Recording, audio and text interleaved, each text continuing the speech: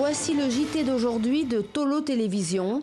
La principale chaîne privée afghane est désormais sous le contrôle des talibans, mais tous les journalistes sont restés à leur poste.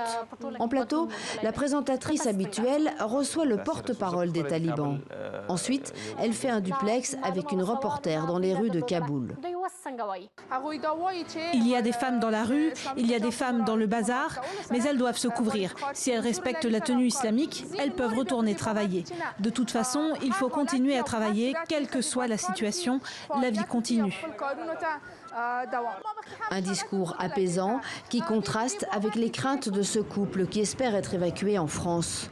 Il est journaliste, elle est traductrice dans une ONG. Cela fait 2 jours que nous sommes enfermés à la maison.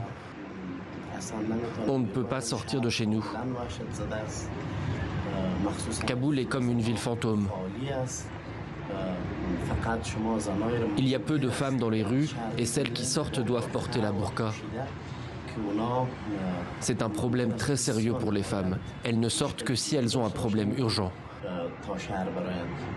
Sinon, elles ne sortent pas.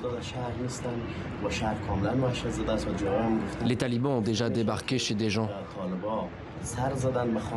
En ce moment, ils cherchent les journalistes, les fonctionnaires du gouvernement ou ceux qui ont critiqué les talibans.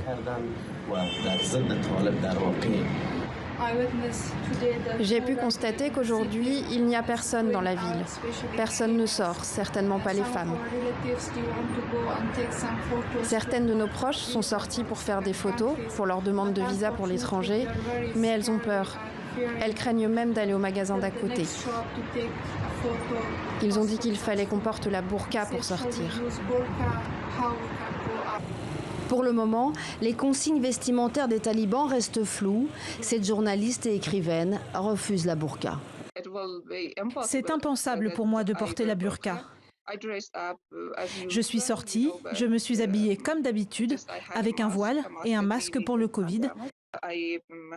J'ai juste porté une jupe plus longue.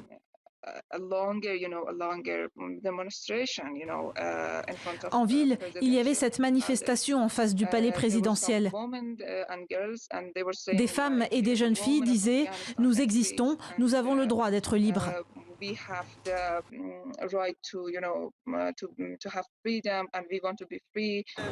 Rayana rêve de participer à une prochaine manifestation, mais pour l'instant, elle se sent trop en danger et préfère rester chez elle.